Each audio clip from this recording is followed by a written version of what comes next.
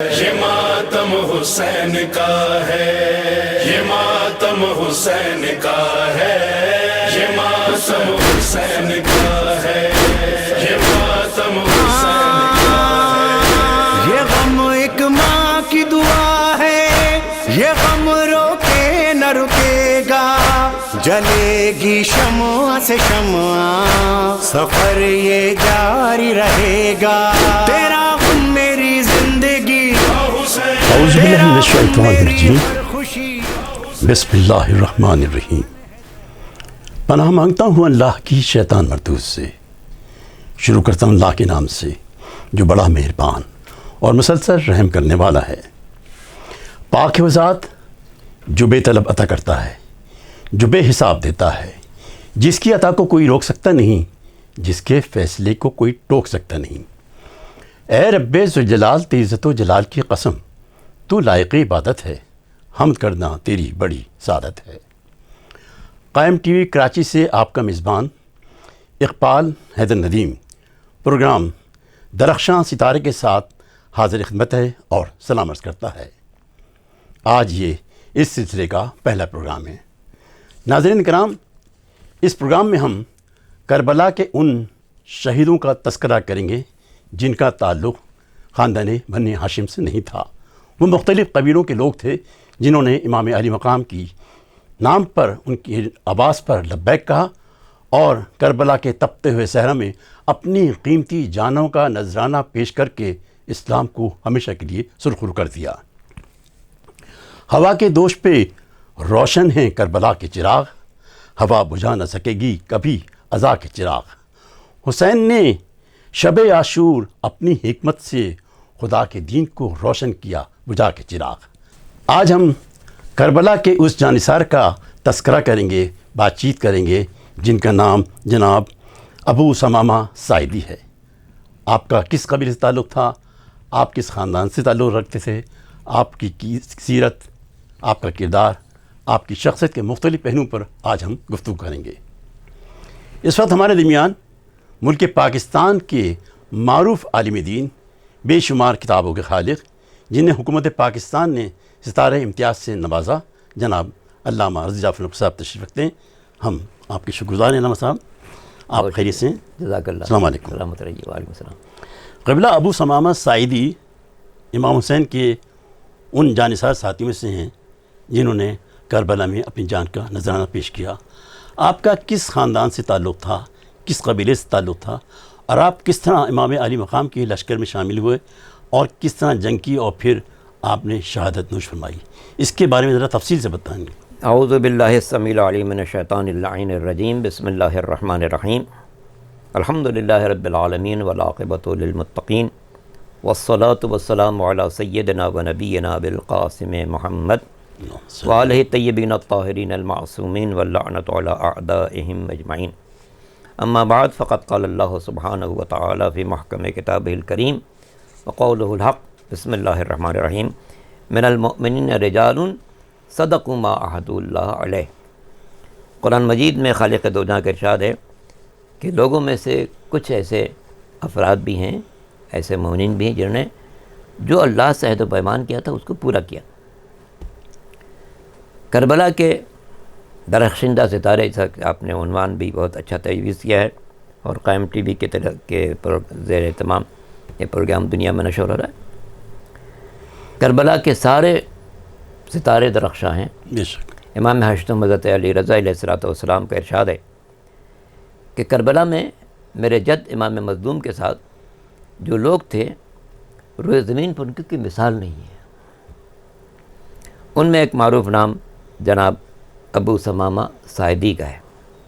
ان کو کچھ لوگ سیدابی کہہ دیتے ہیں، لیکن اصل میں ابو ثمامہ ساعدی۔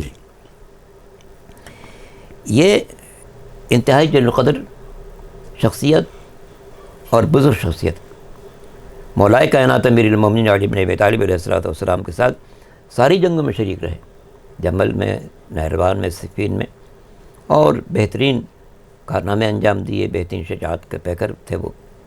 پھر امام حسن مجتبیٰ کے ساتھ رہے، اور اس کے بعد پھر رہائش ان کی کوفے میں تھی۔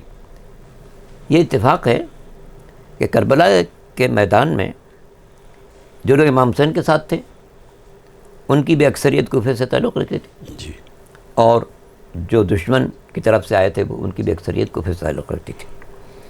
تو ابو ثمامہ ساعدی ایک بہت بڑا قبیلہ ہے، بنیادی طور پر لوگ ہمدان سے تعلق رکھتے تھے، حمدان سے، اچھا لیکن مقیم تھے کوفہ کے اندر، اور مولا کائنات کے ساتھ ساری جنگوں میں شریک رہے، پھر امام حسن کے ساتھ رہے۔ پھر جناب مسلم جب کوفے آئے تھے تو یہ ان کے انتہائی قریب ترین افراد میں سے تھے، بہت قریب افراد میں تھے، اور جناب مسلم ابن عقیل کو ان پر بڑا اعتماد بھی تھا، سفیر حسینی، اور آخر وقت تک وہ جناب مسلم کے ساتھ ہی رہے۔ ان کی پھر جب حالات ایسے پیدا ہوئے کہ جناب مسلم شہید ہو گئے تو یہ کربلا کی طرف روانہ ہوئے، اور امام حسین کا قافلہ جو کربلا کی جا رہا تھا اس میں شامل ہو گئے، اور آخر وقت تک شامل ہے، یہاں تک کہ عاشور کا دن آیا، اور ظاہر ہے کہ یہ ایک تاریخ کا بہت ہی المناک دن تھا جس میں لوگ درجہ شہادت پر فائز ہو رہے تھے۔ کربلا کی تاریخ بہت عجیب ہے۔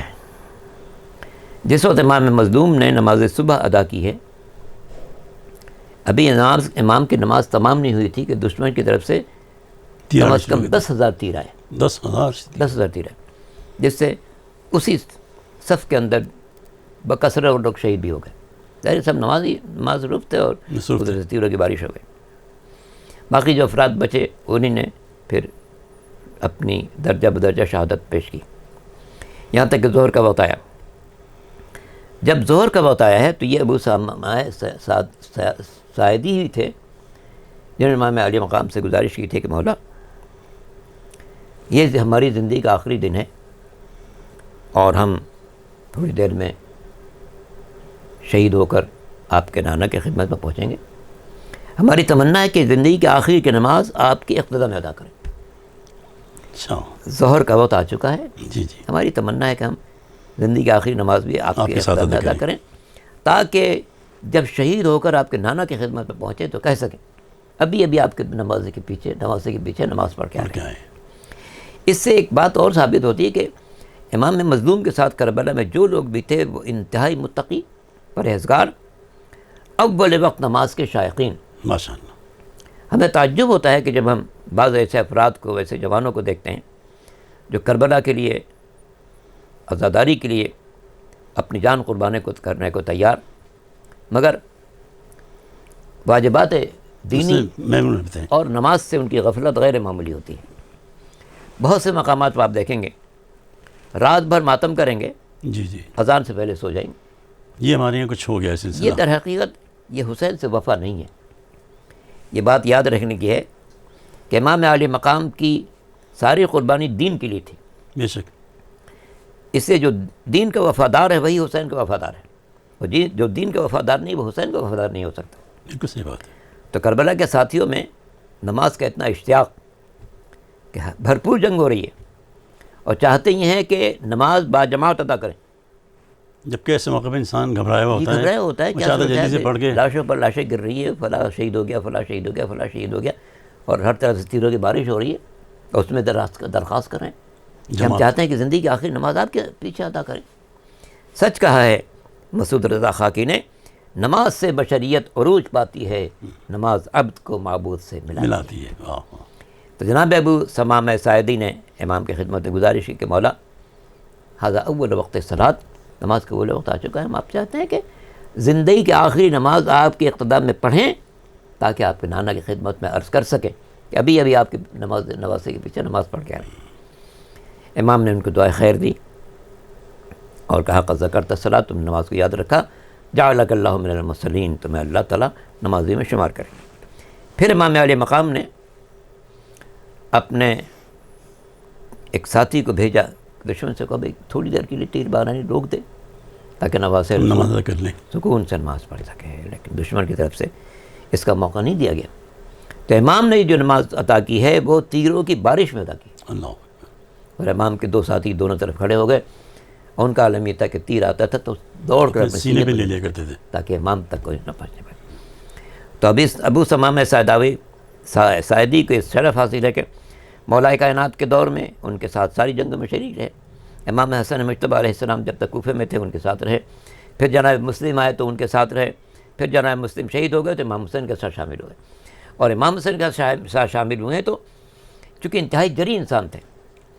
نماز تمام ہوئی, پھر امام سے کہا کہ مولا پھر اب مجھے اجازت دی کہ میں جاؤں ان دشمنوں سے مقابلہ کروں. بھرپور جنگ کی ہے اور اس میں بکثرت دشمنوں کو واصل جہنم کیا ہے. جی جی. یہاں تک کہ جب دشمن نے دیکھا بھئی اکیلے ان سے مقابلہ نہیں ہو سکتا, ہر طرف سے ہجوم ہو گیا, تیروں اور نیزوں کی بارش ہو گئی, یہاں تک کہ زخمی ہو کے زمین پر گرے. امام کو آخری سلام کیا کہ مولا سلام کرتا ہوں کہ میں اس دنیا سے جا رہا ہوں اور آپ کے نانا کی خدمت میں پہنچنے والا ہوں. جب نے امام نے کہا ہو کہ اے سعیدی جاؤ نانا کی خدمت میں پہنچنا, تو میرا سلام کہہ دینا اور کہہ دینا کہ تھوڑی دیر میں میں بھی آنے والا ہوں. تو ابو ثمامہ سعیدی اس عنوان سے تاریخ میں ہمیشہ یاد رکھے جائیں گے کہ جب اول وقت نماز آیا تو اگرچہ ہر طرف تیر برس رہے تھے, ہر طرف لاشیں گر رہی تھی, ہر طرف زخمی تھے, ہر طرف ساتھی جان نثار بھی کر رہے تھے, اس موقع پر انہوں نے اس بات کو پیش نظر رکھا کہ میں نماز پڑھوں اور امام کے پیچھے پڑھوں, تاکہ جب پیغمبر کی خدمت میں حاضر ہوں تو کہہ سکوں کہ ابھی ابھی آپ کے نواسے کے پیچھے نماز پڑھ جائے. قبل جو آپ کوفہ تشریف لائے ہیں تو مولا علی کے دور میں آئے, تو یہ کیوں آئے تھے, کوفہ کیوں آئے تھے؟ کا دور حکومت آیا؟ دور حکومت آیا اور لوگوں نے اصرار کر کے آپ کو خلیفہ بنایا, اور پھر طلحہ و زبیر نے خون کا بازار گرم کیا اور بصرے کے لوگوں کو بھڑکایا, اور اتنا بھڑکایا کہ بصرے میں جو مین کا نمائندہ تھا اس کا گھر گھیر لیا, اس کے ساتھی کو قتل کر دیا. اور امام کو خبر ملی تو آپ کوفہ تشریف لائے. تو جس طریقے سے ہم ساری دنیا میں دیکھتے ہیں کہ جو مرکز ہوتا ہے وہاں لوگ ٹھہرنے کی کوشش کرتے ہیں. تو یہ تھے ہمدان کے, مگر جب مولا نے اپنی رہائش کوفہ کے اختیار کی تو یہ اور بہت سے انصار, بہت سے جانباز اور بہت سے اصحاب حسین جو کربلا میں نظر آتے ہیں وہ سب کوفے میں آ گئے تھے. تو یہ اکیلے آئے تھے اپنے, یہ پوری فیملی نہیں, ان کی فیملی وہیں پر کوفے میں تھی. اور جناب مسلم جب آئے ہیں تو ان کے فیملی سے بڑے اچھے مراسم تھے جناب مسلم کے, اور یہ آپ کہہ سکتے ہیں کہ یہ جناب مسلم کے رازدار لوگوں میں سے تھے. جی ہاں, اور جس وقت بیعت لے رہے تھے تو اس میں بہت پیش تھی. جی بہت پیش تھے. اور جناب امام حسین کو جن لوگوں نے خط لکھا تھا ان میں یہ بھی شامل تھے بالکل کہ مولا تشریف لائیے, کوفہ جو ہے وہ آپ کے والد نے مرکز بنایا تھا اور ہم آپ کے اداکار ہیں. لیکن جب جناب مسلم شہید ہو گئے پھر انہوں نے یہاں سے رخت سفر باندھا اور امام مظلوم کے ساتھ شریک ہوئے, پورے راستے شریک رہے. اس کے بعد کربلا میں ہر موقع پر شریک رہے اور امام کے انتہائی باوفا اصحاب میں شمار کیے گئے, یہاں تک کہ روز عاشور نماز ظہر کے وقت امام سے خواہش کی کہ ہم باجماعت نماز پڑھنا چاہتے ہیں, پھر درجہ شہادت اور فائز ہوئے. اور ان کی عظمت کا ایک اندازہ اس بات سے کیجئے کہ سرکار قائم عالم محمد امام زمانہ عجل تعالیٰ فرجہ شریف نے زیارت ناہیہ میں جن اصحاب حسین کا خاص طور سے نام لیا ہے ان میں ابو ثمامہ بھی ہے. اچھا جی, زیارت میں امام زمانہ نے جو سلام بھیجا ہے انصار حسینی کو, ان میں ابو ثمامہ سعیدی کا بھی نام لیا ہے امام نے کہ ہمارا سلام ہو ابو ثمامہ سعیدی پر جنہوں نے میرے جد پر اپنی جان قربان کی اور بارگاہ معبود میں درجہ حاصل کیا. آپ کہاں مدفون ہیں؟ گنج شہیدہ میں. گنج شہیدہ میں, یا کربلا میں گنج شہیدہ میں 40 انصار حسین شہید ہیں, وہ سب کے سب گنج شہیدہ میں ہیں. آپ بھی وہیں مدفون ہیں؟ بالکل, امام کا روضہ ہے اس کے برابر میں گنج شہیدہ ہیں, آپ نے دیکھا ہی, تو اسی میں یہ لوگ بھی ہیں. بہت شکریہ قبلہ, آپ نے بڑی اچھی صحرا سے گفتگو کی ہم سے, اور ہمارے ناظرین یقیناً اسے پسند بھی کریں گے. ان کو بھی اس بات کا علم ہوگا کہ ابو ثمامہ سعیدی کون تھے, ان کی کیا خدمات تھیں, ان کا کیا کردار تھا, اور انہوں نے کربلا میں کس طرح سے یزیدی فوج کا مقابلہ کیا اور آخر میں درجہ شہادت پہ فائز ہوئے. ناظرین کرام, ہم علامہ صاحب کے انتہائی ممنون متشکر ہیں کہ انہوں نے اپنے قیمتی وقت میں سے ہمیں کچھ وقت دیا, اور امید کرتے ہیں آپ آئندہ بھی انشاءاللہ تعالیٰ ہمیں اس طرح سے اپنے وقت سے نوازتے رہیں گے. حضرت امام حسین نے ارشاد فرمایا, سب سے بڑا سخی وہ ہے جو کسی ایسے شخص کو عطا کرے جس سے کسی قسم کی توقع نہ ہو. پاک پروردگار ہمیں امام عالی مقام کے نقش قدم پر اور ان کی تعلیمات پر عمل کرنے کا موقع عطا فرمائے, توفیق عطا فرمائے. پاک پروردگار ہمیں امام عالی مقام نے جو بھی ہمارے لیے تعلیمات دی ہیں ان پر ہم عمل پہ رہوں اور ہم اپنی صحیح زندگی کو گزار سکیں۔ اس کے ساتھ ہی ہمارے پروگرام درخشاں ستارے کا وقت اب ختم ہو جاتا ہے۔ آپ کا میزبان اقبال حیدر ندیم آپ سے اس دعا کے ساتھ اجازت چاہتا ہے، یا رب ہر ایک کو یہ سعادت نصیب ہو، یثرب کی کربلا کی زیارت نصیب ہو۔ سبحان اللہ۔ اللہ حافظ۔ یہ ماتم حسین کا ہے، یہ ماتم حسین کا ہے۔